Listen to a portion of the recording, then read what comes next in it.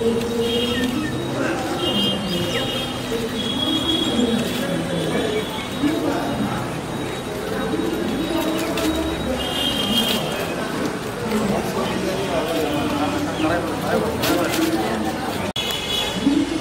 আসেন আসেন আসেন স্যার।